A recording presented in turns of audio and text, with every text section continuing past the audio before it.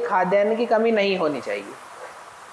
इसको ध्यान में रखते हुए बफर स्टॉक लिया जाता है। अब आपका क्वेश्चन ये explain the concept of buffer stock as a tool of price floor. हाँ, प्राइस फ्लोर मतलब मूल्य की स्थिरता के लिए, मूल्य की स्थिरता के लिए बफर स्टॉक एक कॉन्सेप्ट के रूप में एक्सप्लेन करना है। तो उसमें आपका एक्सप्लेनेशन का डायरेक्शन ये रहेगा कि देखो, आप पकड़ो उसको पीछे से, जब भी कोई अप्रत्याशित घटना होती है तो फूड ग्रेन्स में उसका क्या असर पड़ता है, उसकी सप्लाई कटती है उससे, है ना। सप्लाई कटेगी उसकी तो और डिमांड तो वहीं की वहीं है। और बल्कि यदि मौका होता है यदि आपदा का या युद्ध वगैरह का, तो कई बार उसकी डिमांड बढ़ती भी है। खासतौर पे आपदा के मौके में डिमांड बढ़ती है, क्योंकि बहुत सारे ऐसे लोग हैं जो अब अपने लिए खुद व्यवस्था नहीं कर पाते, तो अब उनके लिए सरकार को व्यवस्था करके देना पड़ेगा। तो ऐसे में डिमांड बढ़ती है और सप्लाई में यदि कटौती होती है तो मूल्य बहुत तेज़ी से बढ़ने की संभावना होती है। ऐसा ना हो, इसके लिए बफर स्टॉक मेंटेन किया जाता है। बफर स्टॉक यानी कि क्या, एक अनुमान रहता है कि सरकार को अपने राशन चैनल के माध्यम से कितने राशन का वितरण करना है, इसका पहले से एक एस्टिमेट रहता है। उसी के अनुसार जो राशन की दुकानें होती हैं, जो पब्लिक डिस्ट्रीब्यूशन सिस्टम के माध्यम से उतनी क्वांटिटी का अनाज सर्कुलेट किया जाता है सिस्टम में। बफर स्टॉक का मतलब होता है कि जितना आपका एस्टिमेटेड सर्कुलेशन है उसके अलावा आप एक रिजर्व स्टॉक बना के रखो, इसलिए उसको बफर नाम दिया जाता है।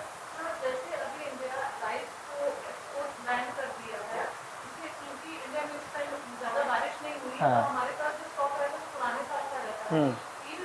ये बफर स्टॉक मेंटेन करने के लिए ही है।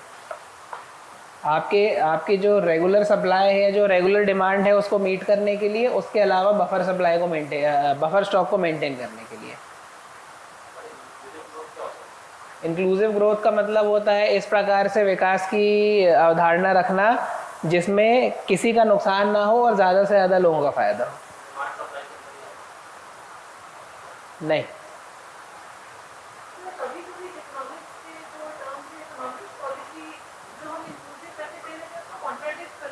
कैसे?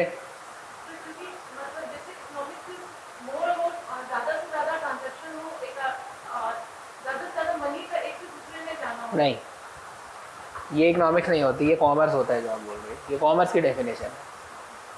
इकोनॉमिक्स की डेफिनेशन होती है कि लिमिटेड रिसोर्सेज को इस तरह से मैनेज करना कि ज़्यादा से ज़्यादा लोगों की आवश्यकताएं पूरी हो सकें, और हो सके तो सबकी आवश्यकताएं पूरी हो सके, और भविष्य की आवश्यकताओं के साथ कॉम्प्रोमाइज़ ना हो। नहीं, वो भविष्य की आवश्यकताएं, पूरे भविष्य की आवश्यकताएं का कॉम्प्रोमाइज़ ना हो, ये इंक्लूसिव ग्रोथ होती है। लेकिन इकोनॉमिक्स की प्योरली डेफिनेशन होती है कि लिमिटेड रिसोर्सेज को इस प्रकार से मैनेज करना कि ज़्यादा से ज़्यादा लोगों का उससे फ़ायदा हो सके, इसलिए इकोनॉमिक्स है। आप जो बोल रहे हो मैक्सिमम ट्रांजैक्शन करना, मनी के सप्लाई को ज़्यादा से ज़्यादा करना, वो कॉमर्स होता है। ठीक, तो बफर स्टॉक आपको समझ में आया कि एज ए प्राइस फ्लोर कैसे हो सकता है। प्राइस फ्लोर का मतलब है प्राइस की स्टेबिलिटी, फ्लोर मतलब एक सा रखना उसको, है ना। प्राइस की स्टेबिलिटी उससे ऐसे होती है, जैसे ही समझ में आता है कि डिमांड उतनी या डिमांड बढ़ रही है और सप्लाई में कटौती होने की संभावना है या सप्लाई कम हो रही है, तो सरकार जो है अपने बफर स्टॉक को खोलना शुरू कर देती है। अपने बफर स्टॉक में से एक्सेस क्वांटिटी निकाल के उसको सप्लाई करना शुरू कर देती है। ठीक, इसलिए बफर स्टॉक रखा जाता है।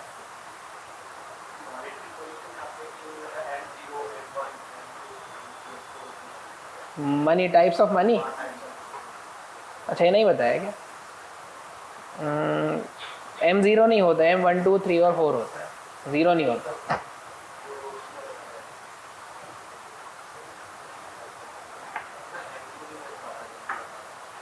ये देखो, हमें जितना याद है, M1 जो होता है, M1 होता है कैश और कैश के इक्विवेलेंट्स। इक्विवेलेंट्स का मतलब होता है गोल्ड और मार्केटेबल सिक्योरिटीज़। ठीक है, मार्केटेबल मतलब ऐसी जो कि फ्रीली मार्केट में ट्रेड की जा सके। मान लीजिए ऐसी जो फ्रीली मार्केट में ट्रेड की जा सके। Thank you. फ्रीली मतलब ये कि जब भी आपको आवश्यकता पड़े आप उसको as soon as possible cash में कन्वर्ट कर सको। कैश का मतलब नगद या फिर बैंक में रखा हुआ पैसा, दोनों। ठीक है, ये होता है। और बैंक में भी रखा हुआ कौन सा पैसा है? जो आपके डिमांड डिपॉजिट में रखा रहता है। डिमांड डिपॉजिट समझते हैं? हाँ, दो होते हैं, टाइम डिपॉजिट और डिमांड डिपॉजिट। हाँ, तो डिमांड डिपॉजिट मतलब ऐसे कोई भी डिपॉजिट जो आप तुरंत निकाल सको।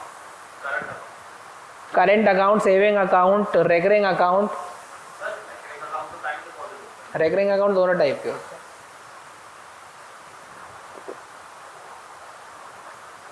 रेकरिंग अकाउंट दोनों टाइप के होते हैं। आपको डिमांड डिपॉजिट में लिखना यही है कि ऐसे सारे किस्म के डिपॉजिट जो आपके डिमांड पर आपको तुरंत दिया जा सके। ठीक है, fix deposit, national saving certificates, time barred recurring deposit जिसकी आप बात कर रहे हो, ये सब ऐसे होते हैं कि आप इसमें से पैसा तुरंत नहीं निकाल सकते। और निकाल भी सकते हैं, ऐसा नहीं है कि नहीं निकाल सकते, निकालेंगे तो उस पर आपको पेनल्टी लगेगी। ठीक है, तो ये डिमांड डिपॉजिट और टाइम डिपॉजिट का अंतर होता है। ठीक, तो M1 हो गया आपका ऐसा मनी जो कि इजीली फ्लो में हो सकता है, easy flowing money.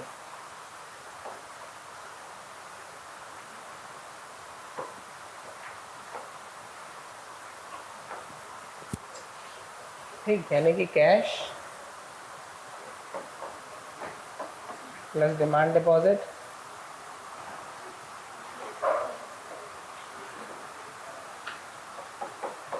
Plus marketable securities. ठीक, दूसरा आता है M2।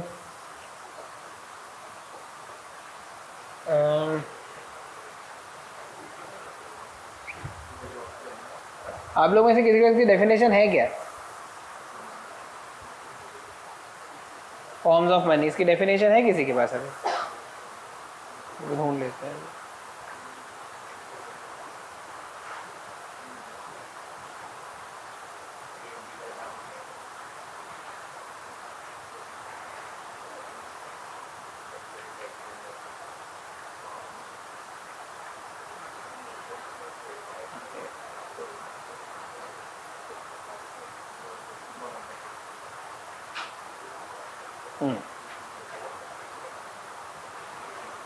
ठीक, हाँ, M1 और M2 जो रहते हैं वो नैरो मनी कहलाते हैं, और M3 और M4 जो होते हैं ब्रॉड मनी कहलाते हैं। बिल्कुल ठीक।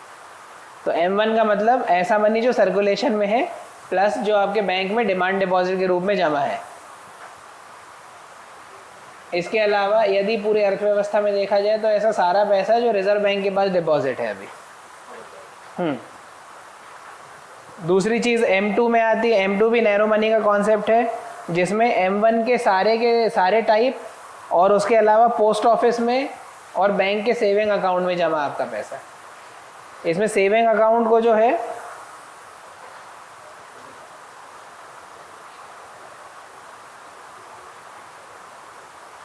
नहीं, सेविंग इसमें नहीं रहता।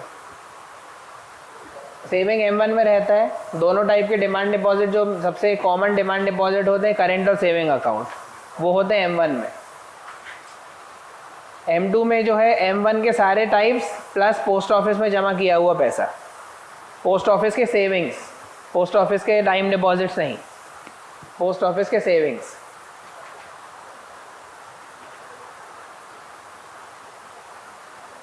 ठीक, M3 का मतलब होता है M1 plus M2 plus bank में जमा किया हुआ आपका टाइम डिपॉजिट।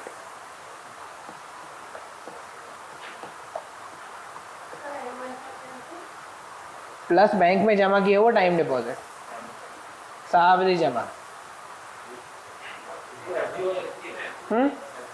FD है। क्यों नहीं आएगा M3 में? M2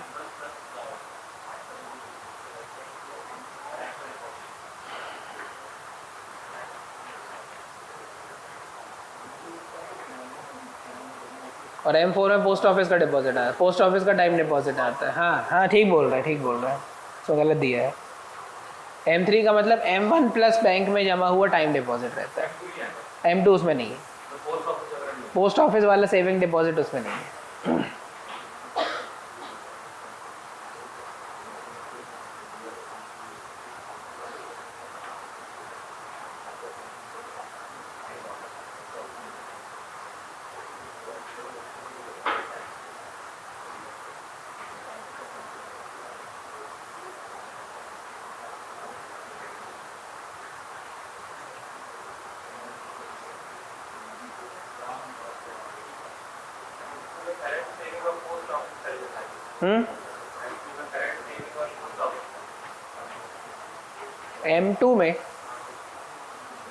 M2 में आपका करंट सेविंग और हाँ पोस्ट ऑफिस की सेविंग आएंगी उसमें,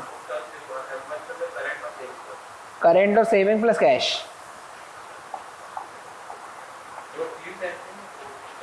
चौथा भी रहता है, M4 भी रहता है। M4 में रहता है आपका M3 प्लस पोस्ट ऑफिस में जमा किया हुआ time deposit, total deposit actually, post office में जमा हुआ total deposits, national saving certificate को छोड़ के। मतलब आप ये सोचो कि M4 में जो है M1 भी शामिल हो गया है, M2 भी शामिल हो गया और M3 भी शामिल हो गया।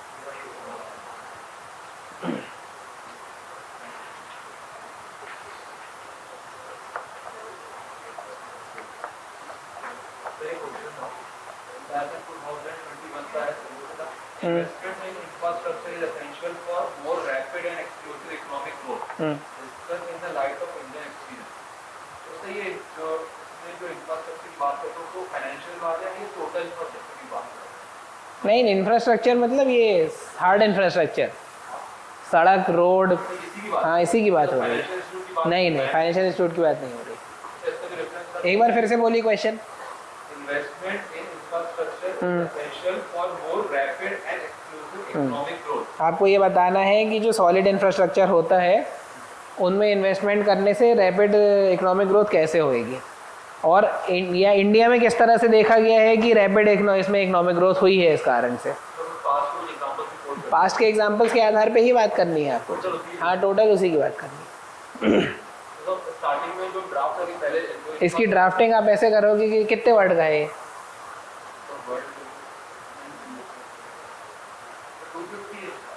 टू मतलब ठीक है, लॉन्ग आंसर है ना ये। हाँ, तो इसका इंट्रोडक्शन आपको देना पड़ेगा कि इंफ्रास्ट्रक्चर ग्रोथ का क्या मतलब है ना। इंफ्रास्ट्रक्चर ग्रोथ का क्या मतलब है, और इंफ्रास्ट्रक्चर ग्रोथ जो होती है वो किस तरह से, आप उसका एक चीज़ ये बता सकते हो कि इंफ्रास्ट्रक्चर ग्रोथ किस तरह से एम्प्लॉयमेंट जनरेट करती है। तो आपने उसका इंट्रोडक्शन देते हुए एक उसका बेनिफिट बता दिए वहीं पर, ठीक है। दूसरी चीज़ अब उसके बाद आ जाना है आपको इंडिया में शुरू से, इंडिया में कब से इंफ्रास्ट्रक्चर डेवलपमेंट के कॉन्सेप्ट को अपनाया गया है। मतलब कहाँ से, बिल्कुल शुरुआत से, जहाँ से जो है डैम्स बनाना शुरू किया था अपन ने, ठीक है। क्या? अरे कोट वोट लिखने को, हाँ जो नेहरू जी का कोट है ना, हाँ न्यू टेम्पल्स है, हाँ न्यू टेम्पल्स बोला था हमने उनको, उसको कर सकते हो आप, लेकिन उसको अभी एकदम शुरुआत में मत करना। इसको करना, उनने केवल ये बात डैम्स के लिए नहीं बोली थी, उनने एक्चुअली उसके लिए बोली थी, डैम्स और जो फैक्ट्रीज बड़ी बड़ी बन रही थी उन सब के लिए बोली थी। आ गया, तो इसको आप एज अ कंक्लूजन लिख सकते हो कि जवाहरलाल नेहरू, देश के पहले प्रधानमंत्री ने कहा था कि ये जो है नए प्लेस ऑफ वर्शिप है ना। तो इससे इसकी अहमियत और समझ में आती है, ठीक। इससे आप उसको क्लोज कर सकते हो, या कि चूँकि हमने देखा ऊपर आंसर में, जो कि हमने देखा कि इसकी इतनी अहमियत है और इससे इकोनॉमिक ग्रोथ का इतना रैपिडली इकोनॉमिक ग्रोथ होती है, शायद इसलिए पहले प्रधानमंत्री ने इनको न्यू प्लेस ऑफ वर्शिप कहा है। ऐसे करके उसको ख़त्म कर सकते। बिल्कुल,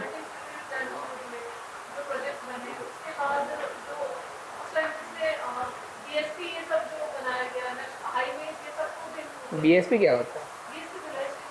अच्छा, हाँ बिल्कुल, हाँ वही सब चीज़ें लेनी है आपको। हाँ मतलब आपको अब बड़े बड़े पब्लिक सेक्टर यूनिट्स लेने हैं अपने आंसर, उस वाले आंसर में, है ना। बड़े बड़े हाईवे प्रोजेक्ट लेने हैं, जैसे आप गोल्डन क्वाड्रिलेटरल ले सकते हो, है ना। North south east west corridor ले सकते हो, है ना। रिसेंट में जो है एक्सप्रेस हाईवेज बन रहे हैं अब इंडिया में, वो ले सकते हो।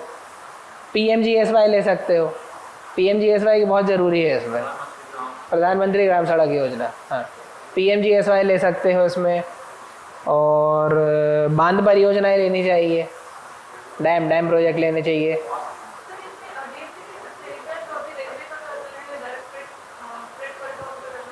बिल्कुल बिल्कुल लिख सकते हो। सिर्फ उन्हीं चीज़ों के इसमें एग्जाम्पल लेना जो काम हो चुके हैं, जो काम अभी हो रहे हैं उसको मत लेना। हाँ, क्योंकि वो एक्सपीरियंस पूछ रहा है, पास्ट एक्सपीरियंस के आधार पे बात करने को कह रहा है। ठीक है, तो मेट्रो रेल प्रोजेक्ट मत, बुलेट ट्रेन प्रोजेक्ट मत लिखना उसमें, है ना, बुलेट ट्रेन प्रोजेक्ट मत लिखना उसमें।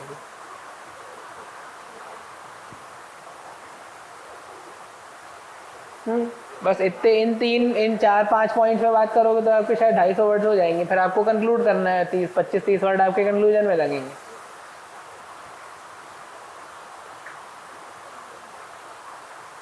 फिर जो आपने शीट दी है उसमें एक क्वेश्चन है, explain black marketing as a direct consequence of price ceiling. ये जो क्वेश्चन है कितने वर्ड के एक्चुअली?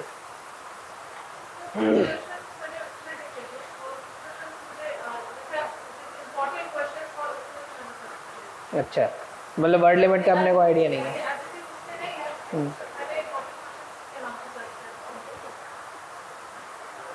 ब्लैक मार्केटिंग क्या होती है पता है? क्या होती है ब्लैक मार्केटिंग? क्या कुछ बता रहा है?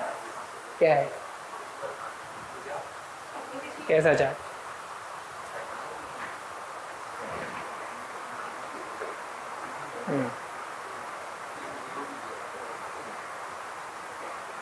तो उसमें M0 कहाँ दी है?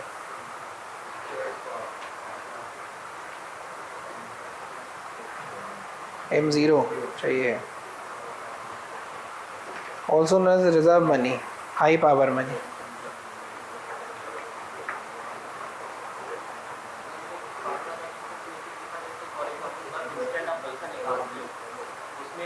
नहीं, रिजर्व मनी नाम से लग तो नहीं रहा कि आप इंस्टेंट पैसा निकाल सकते हैं। M1 है, हाँ M1 तो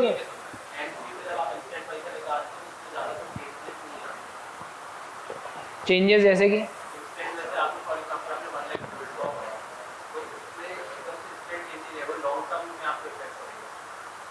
वो M0 होता है। नहीं, हाँ M3 में तो देखो, M3 में ऐसे सारे पैसे हैं जो आप इंस्टेंटली निकाल सकते हो, उसके अलावा टाइम डिपॉजिट है। मैंने बताया ना, टाइम डिपॉजिट को ऐसा नहीं है कि आप निकाल ही नहीं सकते, जो FDs हैं आप उसको ब्रेक करके निकाल सकते हो, लेकिन यदि आपने 1 साल की FD कराई है और उस पर आपका 1 साल का इंटरेस्ट जो है मान लो 6% पे आपको FD बुक हुई है आपकी, आप उसको 1 साल की जगह 6 महीने में निकाल लोगे तो उस पर आपको 3% ब्याज नहीं मिलेगा। हाँ, कम मिलेगा उससे। मतलब एक तो ऐसा है कि भाई 1 साल की है आपकी, 1 साल में आपको 6% मिलना है, अब आधे साल में निकाल लोगे तो डिवाइड बाई 2 होके 3% हो जाना चाहिए उसको, लेकिन वो 3% तो हो जाएगा, लेकिन अब इस 3% के अलावा उस पर कुछ पेनल्टी भी कटेगी, तो वो पेनल्टी कटने के कारण 3% से भी कम मिलेगा ब्याज उसको, इसलिए हाँ। और बल्कि चलो अपन तो फिर भी बहुत कम समय बोल रहे हैं, यदि आपने 12 की जगह 11 महीने में भी निकाल लिया तो आपका रेट ऑफ इंटरेस्ट अराउंड 5.6-5.7 बनना चाहिए, लेकिन उतना नहीं बनता, 5.5 बनना चाहिए। हाँ, आप उसका मैच्योरिटी पीरियड पूरा होने दोगे तो आपको पूरा रेट ऑफ इंटरेस्ट मिलेगा, वो भी कंपाउंडेड। क्योंकि FD जो बैंक होते हैं वो इंटरेस्ट आपको हाफ ईयरली देते हैं, ईयरली नहीं देते, वो हाफ ईयरली इंटरेस्ट होता है और उस पर भी फिर आपको इंटरेस्ट मिलता है, कंपाउंड हो जाता है।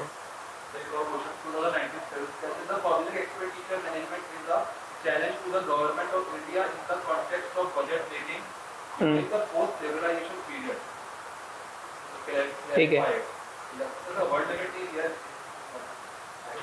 पब्लिक एक्सपेंडिचर सिस्टम ना, हाँ पब्लिक एक्सपेंडिचर मैनेजमेंट।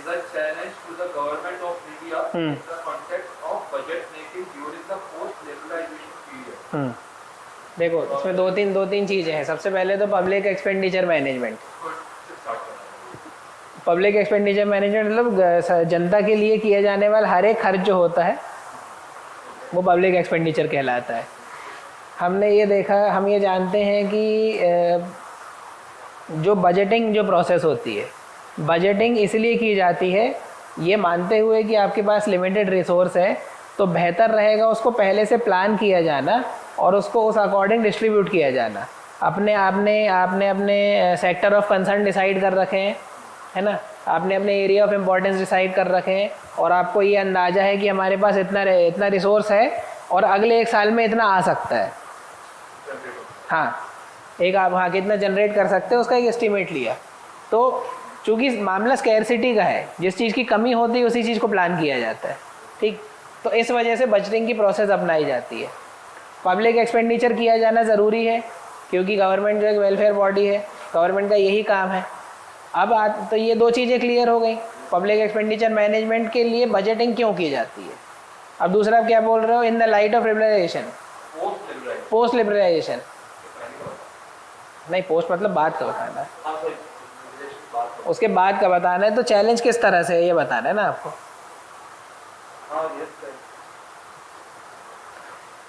देखिए पोस्ट लिबरलाइजेशन पीरियड में चैलेंज कैसे है, तो अपन प्री लिबरलाइजेशन पीरियड में चैलेंज तब भी था, लेकिन चैलेंज अलग किस्म का था।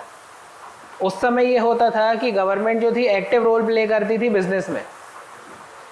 करीबन 4000 के आसपास पब्लिक सेक्टर यूनिट हुआ करते थे, हो गए थे, मतलब at the end of 1990s जो है करीब 4000 के आसपास पब्लिक सेक्टर यूनिट्स हो चुके थे। तो गवर्नमेंट एक एक्टिव रोल प्ले करती थी बिजनेस में, और वो अपने उस बिज़नेस के माध्यम से कमाती थी और खर्च करती थी। लिबरलाइजेशन के बाद जब हमने देखा कि गवर्नमेंट ने अपना रोल व्यापारिक गतिविधियों में कम कर दिया और केवल एक रेगुलेटर के रूप में उसने अपना रोल बना के रखा, तो वहाँ पे उसके चैलेंजेस थोड़े से चेंज हो गए। अब गवर्नमेंट जो है इनकम के लिए डिपेंड किस चीज़ पर है, टैक्सेस पर, है ना, और उसके अलावा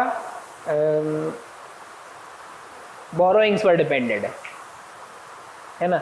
अब इन चीज़ों को किस प्रकार से मैनेज करना है, तो अब बजट उस हिसाब से बनते हैं।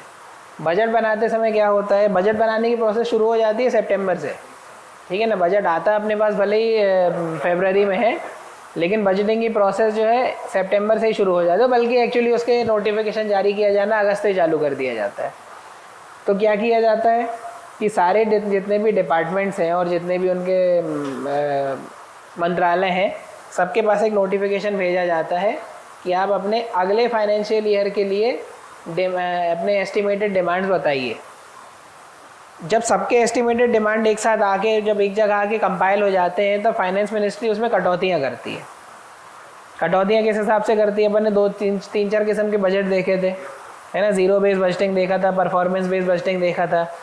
उसके हिसाब से जो है वो कटौतियाँ करती है कि आपका अब पुराना परफॉर्मेंस कैसा रहा, उसके अकॉर्डिंग अब आपको न्यू एलोकेशन किया जाएगा। तो ये होता है आपका जो है पब्लिक एक्सपेंडिचर मैनेजमेंट।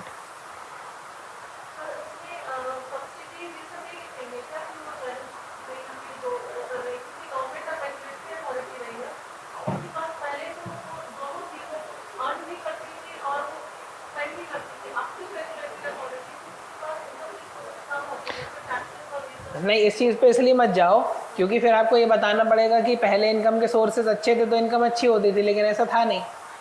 इनकम के सोर्सेज बहुत थे लेकिन गवर्नमेंट की इनकम फिर भी नहीं होती थी। यही वजह थी कि गवर्नमेंट क्यों उससे ऑप्ट आउट कर गई। भाई जो चीज़ फ़ायदा देती है उससे कोई क्यों बाहर निकलेगा, बाहर उसी से निकला जाता है ना जो नुकसान देता है।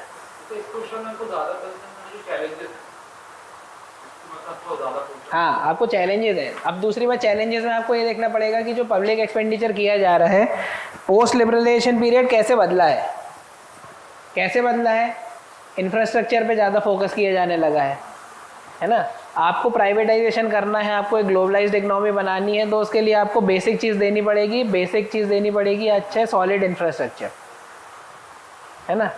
इंफ्रास्ट्रक्चर पे आपका इन्वेस्टमेंट ज़्यादा हो रहा है अब, ठीक। अब आपको एम्प्लॉयमेंट अपॉर्चुनिटीज़ जनरेट करनी पड़ेंगी, तो उसके लिए जो है मनरेगा जैसी स्कीमें लेकर के आए हैं, ठीक है। पोस्ट लिबरलाइजेशन पीरियड में फूड सिक्योरिटी बहुत ज़्यादा है, बड़ा एक इशू है, ठीक है। और उसमें भी आप चाहो तो कोविड का एग्जांपल ले सकते हो, 80 करोड़ लोगों को फ्री में अनाज दिया गया है। तो ये सब तो चैलेंजेस है गवर्नमेंट के सामने। देखो पोस्ट लिबरलाइजेशन पीरियड से मतलब ये पूछने का उनका मतलब एक्चुअली ये नहीं है कि लिबरलाइजेशन की वजह से क्या चैलेंजेस आ गए, वो नहीं है। उसका मतलब ये है कि उस समय के बाद कौन से चैलेंजेस रहे हैं। As a consequence of liberalisation नहीं बताना है आपको as a consequence of period बताना है। उसके बाद जो समय आया है, उस समय में कौन से नए चैलेंजेस आए हैं, क्यों आए हैं वो नहीं बताना है, क्या चैलेंजेस आए हैं और उसको डील करने के लिए किस तरह से बजटिंग का यूज़ किया जाता है। नहीं, कैसे, जैसे कि क्या मतलब, इसमें आप क्या कहना चाह रहे हो।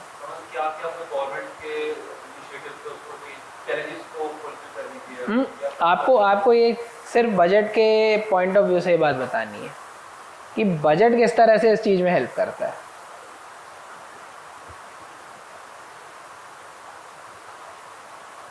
तो हम ब्लैक मार्केटिंग की बात कर रहे थे। ब्लैक मार्केटिंग क्या है?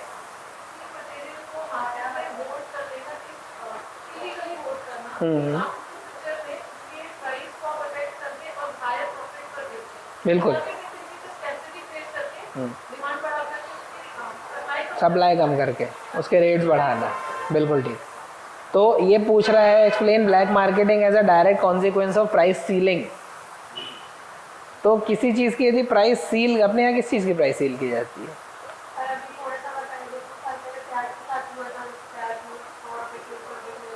वो तो हर साल प्याज का होता है, इस साल टमाटर के साथ भी हो रहा है।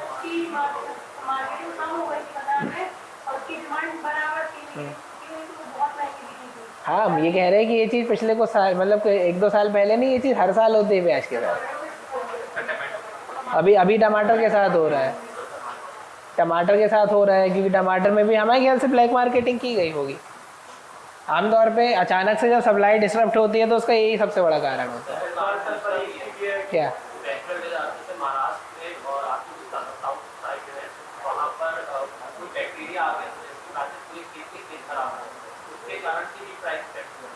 हाँ, हुआ होगा। तो प्याज में भी जब अक्सर ऐसा शूट अप होता है तो क्यों होता है? प्याज की खेती कहाँ होती है? शायद नासिक में होती है। वहाँ पे जब कोई इस तरह की प्रॉब्लम होती है, जब जैसे खेती खराब होती है तो प्याज की कमी हो जाती है, तो अपन को पाकिस्तान से प्याज खरीदनी पड़ती है।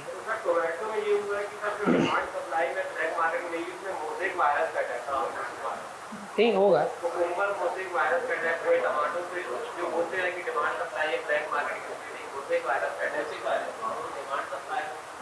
नहीं, तो डिमांड सप्लाई तो रहेगा ही। आप ब्लैक मार्केटिंग नहीं होगी उसमें, ब्लैक मार्केटिंग नहीं होगी, लेकिन डिमांड सप्लाई का, हाँ देखो वो तो होती ही है, वो तो होती ही है। देखो आप हमें एक बात बताओ, टमाटर की स्कैर्सिटी, क्या मान रहे टमाटर की सप्लाई डिस्टर्ब हुई है वायरस के अटैक से, तो क्या आपके घर में टमाटर आने में कमी हो गई? आप महंगे खरीद रहे हो लेकिन आ रहे हैं ना उतने ही, और अधिकांश लोगों के घर पे आ रहे हैं जो खरीद सकते हैं, बस ये है कि उनको महंगा खरीदना पड़ रहा है। ठीक है, तो उससे सप्लाई चेन में डिसरप्शन तो हुआ है वायरस अटैक की वजह से, लेकिन जो प्राइस शूट हुआ है एकदम से, जो टमाटर 20 और 25 रुपए किलो बिकता था, जो 150 रुपए किलो क्यों बिक रहा है? ब्लैक मार्केटिंग की वजह से। डिमांड ज़्यादा नहीं है, डिमांड वहीं की वहीं है, डिमांड सप्लाई कम हो गई है। तो देखो ये चीज़ लिखना मत एग्जाम में, लेकिन जो ब्लैक मार्केटर्स रहते हैं ना, उनके लिए वायरस अटैक एक उनके लिए बहुत बड़ा बहाना है।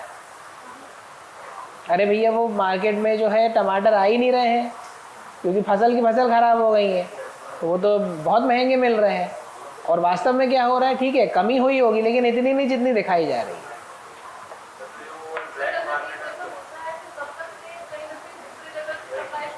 बिल्कुल बिल्कुल ठीक बात है, एक जगह की फसल 2 जगह खराब हो गई है। हाँ, ऐसा तो है नहीं ना कि टमाटर सिर्फ 1 या 2 जगह उगाया जाता है।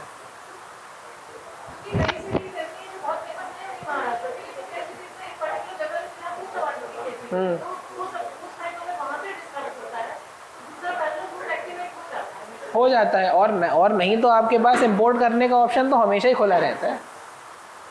आप चलो बहुत लॉन्ग पीरियड के लिए आप उसको होल्ड नहीं कर सकते टमाटर को, लेकिन इतना तो आप मतलब डीप फ्रीजिंग के माध्यम से आप इतना तो कर सकते हो कि वो सही सलामत इंपोर्ट किए जा सके।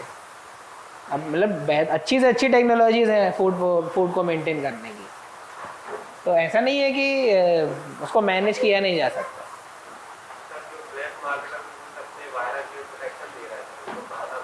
बहाना बना,